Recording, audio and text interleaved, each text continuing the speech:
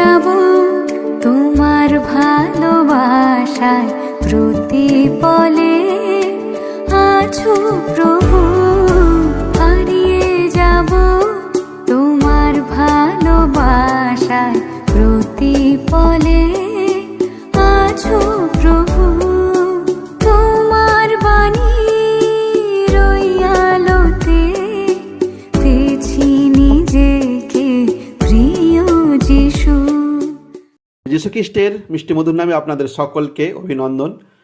পবিত্র বাইবেলের গীত সংহিতা তার 103 গীত 4 পদে আমরা এইভাবে পড়ি, তিনি কূপ হইতে তোমার জীবন মুক্ত করেন, দয়া ও করুণার মুকুটে তোমাকে ভূষিত করেন।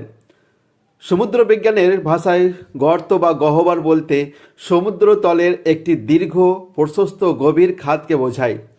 একইভাবে বাইবেলের বিনাশের গর্ত বা অধোলোক মানুষের চিরন্তন ধ্বংসের অবস্থাকে নির্দেশ করে। প্রভুর দাস যাকব তার প্রিয় পুত্র যোসেফের শোকে বলেছিলেন, আমি শোক করতে করতে আমার পুত্রের কাছে অধোলোকে নেমে যাব।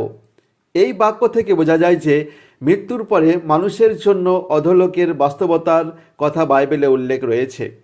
পরবর্তীকালে ইসরায়েল জাতিকে মিশর থেকে মুক্ত করার জন্য পরমেশ্বর মোশিকে মনোনীত করেছিলেন, কিন্তু মরুভূমির যাত্রাপথে দাথন ও অবিরাম মোশির বিরুদ্ধে বিদ্রোহ করেছিল, আর সেই বিদ্রোহ ছিল প্রকৃতপক্ষে পরমেশ্বরেরই বিরুদ্ধে। তখন পরমেশ্বর তার আশ্চর্য শক্তি প্রকাশ করলেন, পৃথিবী মুখ খুলে তাদের পরিবার এবং তাদের সমস্ত সম্পদ গ্রাস করল এবং তারা জীবিত অবস্থাতেই অধোলোকে নেমে গেল। মানুষ সৃষ্টির শুরু থেকেই পরমেশ্বরের ইচ্ছা ও অজ্ঞার বিরুদ্ধে চলছে, সেই কারণেই সে নিজের উপর মৃত্যুদণ্ড ডেকে এনেছে। পৃথিবীতে জন্মগ্রহণকারী প্রত্যেক মানুষই পাপী এবং সে ধীরে ধীরে বিনাশের গর্তের দিকে এগিয়ে চলেছে।